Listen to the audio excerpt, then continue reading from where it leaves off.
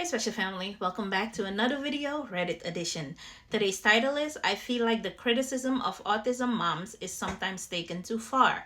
To start off with, I think that the self-proclaimed autism moms, whose entire personality is having an autistic child and form a superiority complex around it, are obnoxious.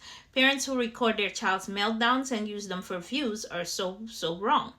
Those parents deserve to be criticized. But I was scrolling through TikTok the other day and came across some moms who did not deserve the hate they got in the comments. One mom made a post about how she was really struggling. She talked about how caring for her autistic son with high support needs is really hard. She was near tears as she talked about it.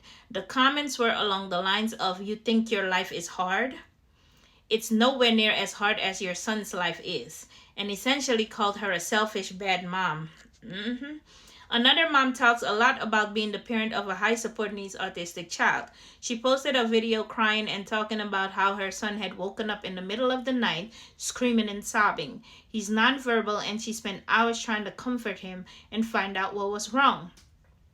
Before he calmed down, she was on the verge of taking him to the hospital because it could have been something as minor as a nightmare or as severe as his appendix bursting. She was at a total loss and he couldn't speak to tell her why he was crying. In another video, she talked about how people are always telling her that she needs a date night or a night out in general. She hasn't had one single night out away from her son in years, and she's very afraid to do so. Even if she was able to find a sitter who could properly care for her son, she would be riddled with anxiety the entire time. Her entire life revolves around making sure her son is properly supported and cared for, that there is no space in her life to care for herself. I personally know a woman with a nonverbal high support needs teenage daughter, and every single day she worries about what will happen to her daughter when she's no longer able to care for her. She does it all on her own with no support. It takes a village is a very common but also very true phrase when it comes to raising children. Humans were not meant to do this on their own. Parenting a toddler is hard. Parenting a teen is hard. Parenting a disabled child, teen is hard. Having a disability is hard. But I don't think that should entirely invalidate the difficulty of being a caretaker. I believe that a child should never be humiliated or made to feel like a burden. I also believe that all parents, and especially the parents of disabled children, need community and support and should not be shamed for seeking it. I actually like her pose. And to be honest, when a parent decides to share a meltdown because of views, just for views, that's wrong. But if a parent is showing a meltdown for educational purposes, I don't think that's wrong. Let's say, for instance, you keep hearing about an eagle. Oh, there's an animal called an eagle, but you've never seen an eagle. You've never even seen a picture of an eagle, but you keep hearing about this eagle. One day you're going to stand in front of an eagle and not even know it's an eagle. How do you know it's an eagle? Because you've seen a picture of an eagle. You know what an eagle looks like because you've seen pictures and videos. Same with autism. You could be hearing about autism, but you don't know what autism looks like because you've only seen the pretty version of autism. So you think all kids with autism run around dancing, singing, clapping, and are geniuses. Nothing goes wrong. That's not true. We have to show both sides of the coin so people have an idea that if I'm in a supermarket and you see a child doing this or that, it's tied to autism. It's not that the mom is a bad parent or the mom won't give them candy, or it's called a meltdown. These are the reasons that people are posting these videos for educational purposes. But let's see what the commenters had to say. So first commenter, Alentia Moon, says, I completely agree with you on this. Of course, people take it too far and behave poorly with trying to get views and whatnot, and I think that's disgusting. I am diagnosed level 1 and work with level 2 and 3 every day. A lot of those caregivers are also autistic, and of course working with other autistic people can be taxing with conflict and sensory needs just as a start. But the concern and worry for the child doesn't ever just stop, which would put you in a near constant state of anxiety. A lot of really good parents have made huge strides in advocacy and life quality improvements for autistic children. They were their voice for it. I don't think we would be quite where we are now if not for those parents. I love that, Elentia Moon. That's a good comment. Next commenter, Cactus Cult says, hair. I'm not an autism mom, but my younger brother is high support needs and pretty violent meltdowns.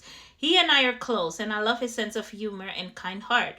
And sometimes loving him is really hard. I regularly get phone calls at night from the police or hospital after he's had a meltdown.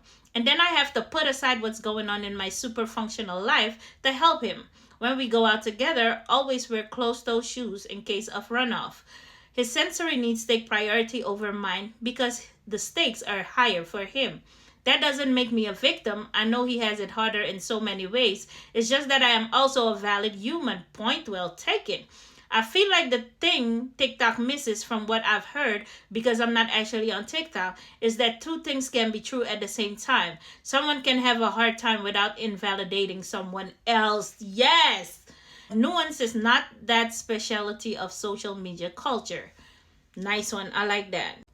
Okay, so somebody else responded to Cactus and said, a meltdown is no joke. When I was a lot younger, I was slapping family members when I didn't get my own way. I nearly had a meltdown last year after too much stress.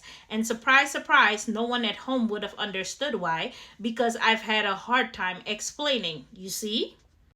So 53andMe says, I don't see the issue on this sub, but I do see some people on here, probably teens, that seem to react to every topic with autistics, can do no wrong, and everything is always someone else's fault.